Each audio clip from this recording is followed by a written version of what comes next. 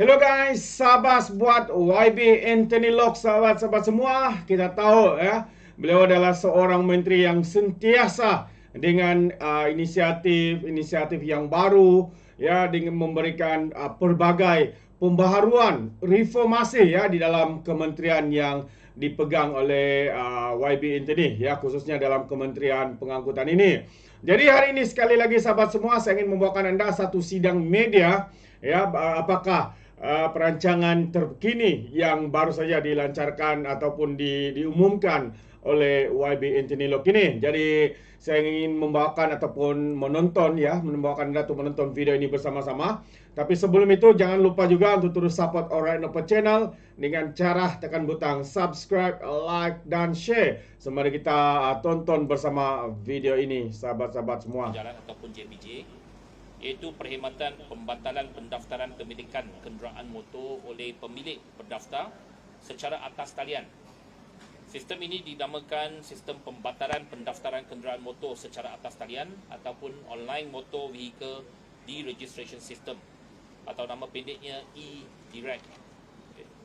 Pembangunan sistem e-Direct merupakan usaha Kementerian Pengangkutan untuk membantu menangani masalah lambakan kenderaan buruk dan terbiar dalam kawasan perumahan yang telah lama membelenggu pihak berkuasa tempatan dan juga penduduk setempat. Salah satu perkara yang menyebabkan pemilik kenderaan tidak berminat untuk menyelesaikan isu kenderaan terbiar adalah kerumitan proses bagi melupuskan kenderaan dengan teratur.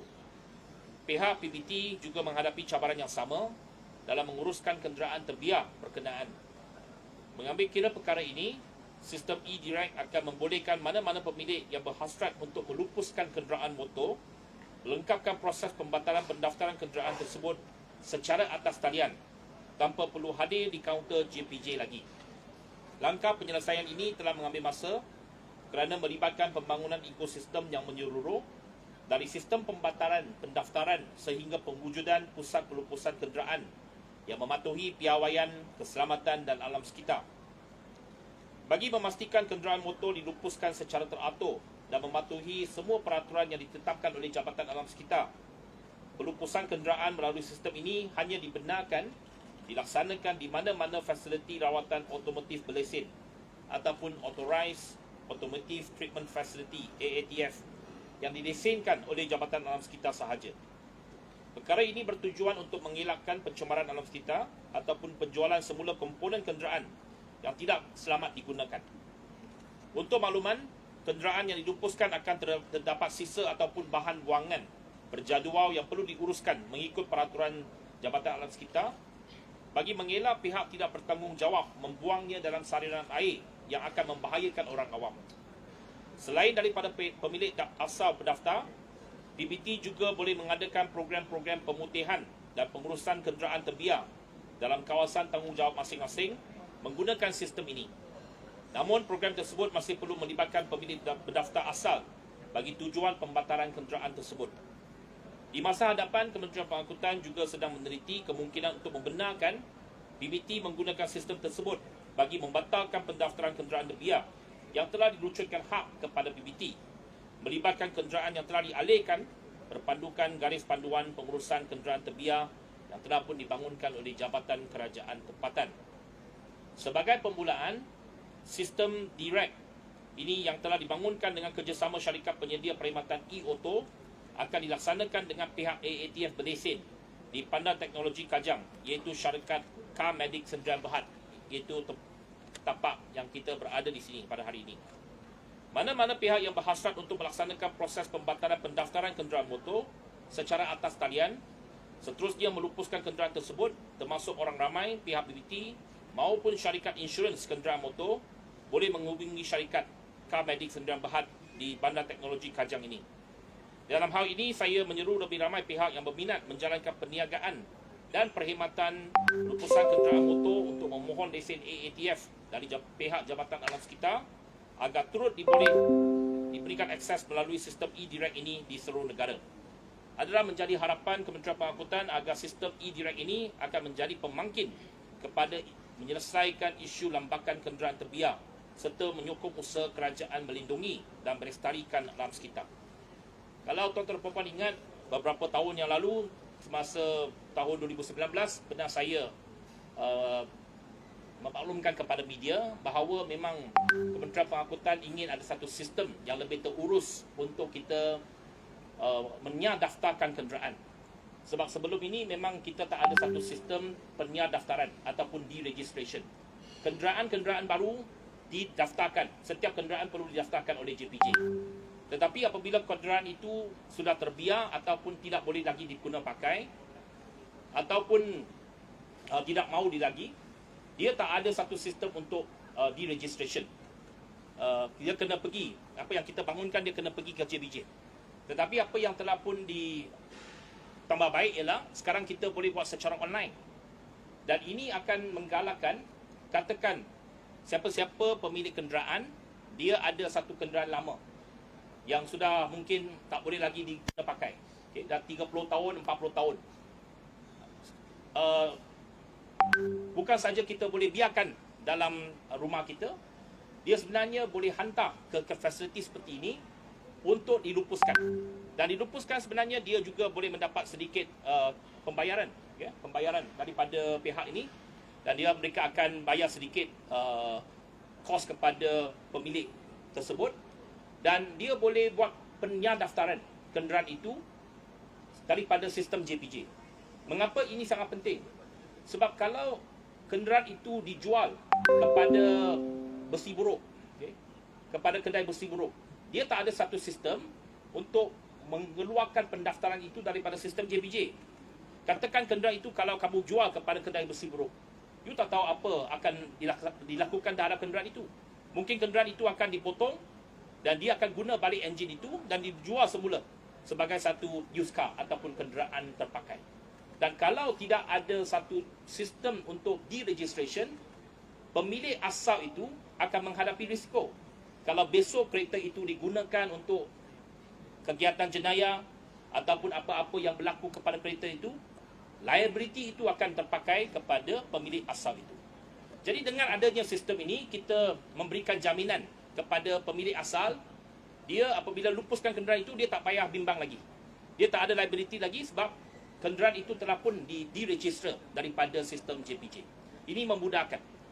Yang keduanya, mengapa sangat penting untuk hantar ke pusat seperti ini, sebab dia telah didesainkan oleh Jabatan Alam Sekitar. Kita telah tengok tadi prosesnya yang mematuhi segala piawaian alam sekitar. Dia kena keluarkan dulu minyak hitam dia, bersihkan dulu. Lepas itu komponen-komponen itu akan dikeluarkan. Macam bateri akan dikeluarkan. Komponen-komponen lain akan diasingkan dulu sebelum dia dipecahkan menjadi besi buruk. Okay. Jadi ada komponen-komponen yang mereka boleh dikitar semula, mereka akan keluarkan. Tetapi ada juga komponen-komponen yang tidak boleh dikitar semula, dia mesti lupuskan. Umpamanya airbag, dia tak boleh dikitar semula, dia mesti dihapuskan, dilupuskan. Begitu juga tayar juga perlu dilupuskan. Tetapi dia ada cara untuk pelupusan itu supaya mematuhi piawaian alam sekitar. Jadi ini adalah satu fasiliti yang berdaftar, yang telah pun didesainkan. Setakat ini saya difahamkan ada dua fasiliti seperti ini, satu di sini dan satu lagi di Shah Alam, di Shah Alam. Dan Jabatan Alam Sekitar sebenarnya telah memberikan 10 lesen secara keseluruhannya di seluruh negara. Tetapi 8 fasiliti lagi belum lagi diaktifkan. Jadi saya nak menggunakan peluang pada hari ini untuk menggalakkan AATF yang telah pun diberikan lesen ini supaya segera mengaktifkan fasiliti mereka. Sebab kita mahu supaya fasiliti ini berada di seluruh negara. Sekarang ini, kalau katakan duduk kat Seremban, duduk kat Johor, duduk kat Pahang, kalau dia nak lupuskan kenderaan, mungkin kena hantar sini secara berdaftar ni. Tetapi kalau kita ada fasiliti ini di negeri-negeri, maka dia memudahkan orang ramai. Jadi itu yang kita nak galakkan supaya yang pertamanya, syarikat insurans akan hantar kenderaan total loss mereka ke fasiliti seperti ini.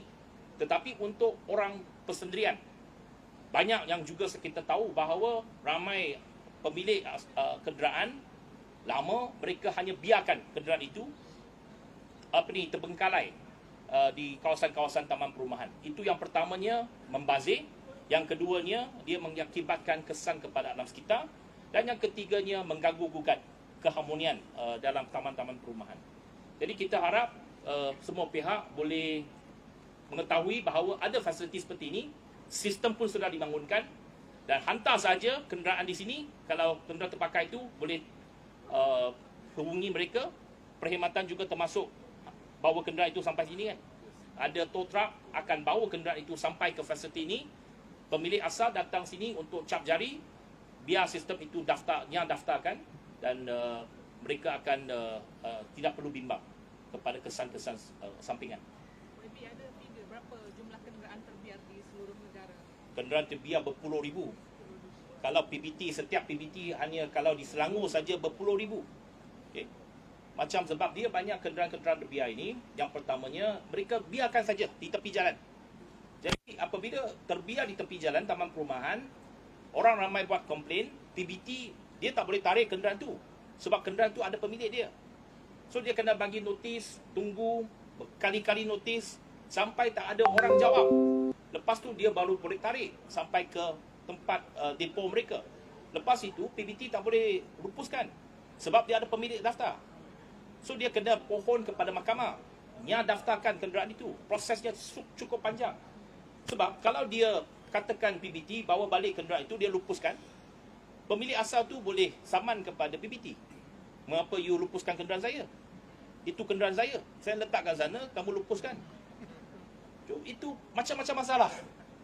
Itu yang menjadi runggutan orang ramai. PBT tak boleh selesaikan masalah itu, dan akhirnya selesai itu masalah itu menjadi-jadi. Ada cadangan untuk pindah undang-undang berkenaan proses untuk pelupusan ni, terutamanya PBT lah yang menghadapi masalah bagi notis lama tak ada jawab. Tapi itu memang proses, sebab yang pertamanya ada pemilikan berdaftar. Okay? Ada hak milik dia. Kita tak boleh suka-suka rampas orang punya hak, punya harta, lepas tu lupuskan. Walaupun kerajaan tak boleh buat macam tu. Jadi ada proses dia. Tapi sekarang ini pihak JPJ memang bersedia untuk bekerjasama dengan PBT. Mungkin pemudahkan lagi proses itu. Kalau mereka dah dapat katakan keputusan mahkamah boleh lupuskan hak, mereka boleh buat deregistration melalui sistem. Okay? Itu yang kita akan kerjasama dengan pihak PBT. Tetapi apa yang kita nak highlight pada hari ini, sistem ini sudah ada. Okay? Facility pun sudah ada. Cuma ini antara pilot project, okay, yang kita laksanakan bersama dengan Jabatan Alam Sekitar. Memang dilesenkan oleh Jabatan Alam Sekitar. Pihak Kementerian Pengangkutan punya peranan hanya bantu kita benarkan sistem itu untuk daftar. Dan itu sistem yang cukup kritikal. So tanpa sistem itu, you tak boleh lupuskan kenderaan. You mestinya daftarkan dulu. So kalau dulu you kena pergi JPJ, sekarang ini datang sini dia boleh buat segalanya. Okay. Itu yang kita pemudahkan orang ramai. Fasiliti lain dekat antara negeri kat mana lagi? Fasiliti yang kedua dekat Shah Alam. Okay. Dan saya difahamkan Jabatan Alam Sekitar telah secara keseluruhannya telah berikan 10 lesen. Tapi hanya 2 saja dibuka setakat ini. Jadi mana-mana pihak, saya yakin bahawa AATF ini kalau dia patuhi piawaian alam sekitar, dia boleh pohon lesen. Dia bukannya had kepada 10.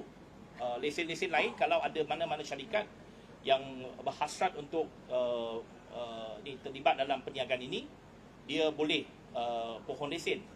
Jadi memang setakat ini sebab dia pilot project, benda ini masih baru. Pihak pemilik syarikat pun mengambil risiko sebab mereka kena labur.